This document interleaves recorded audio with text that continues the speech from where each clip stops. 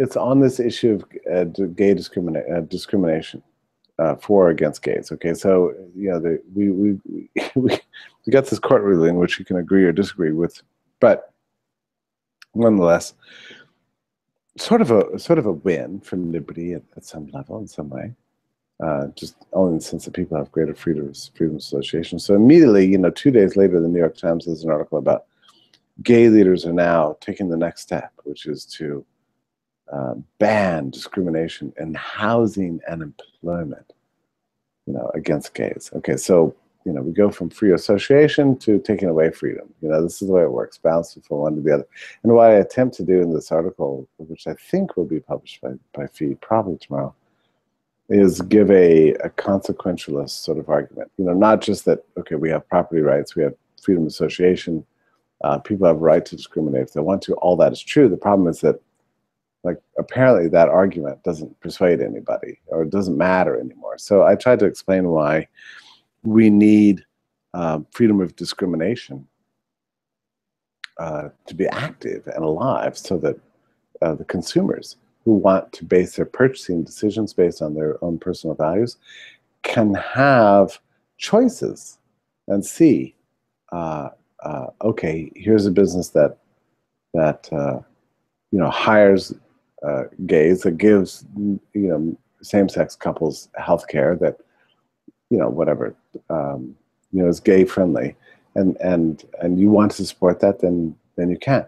Or if another company, a corporation, does not believe in that, that's their core values, then you can support them. And these cultural wars, as we call them, should be worked out in the commercial marketplace, not through politics. And this is actually the peaceful way to evolve as a society.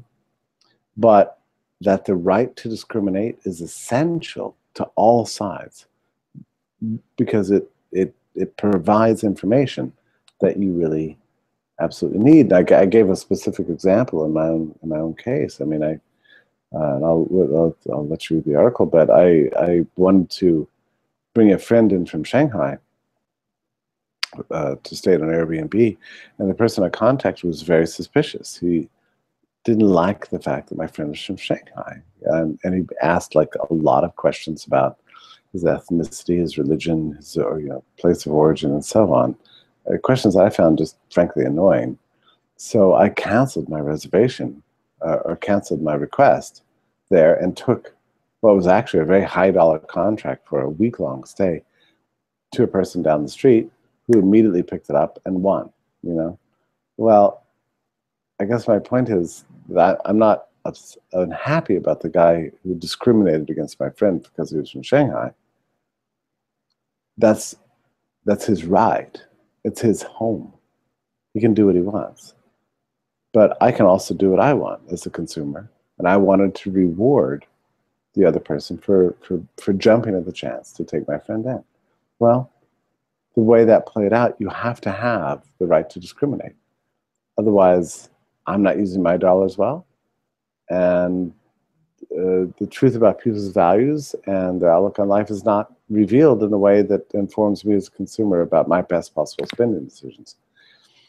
So this is why I think that non-discrimination law is essentially very, very bad for everyone, whether you consider yourself, an advocate of the gay rights cause or not.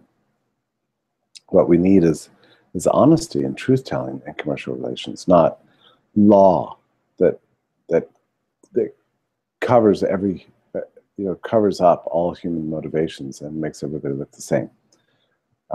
I think that's actually a very dangerous policy. So I argued this at some length.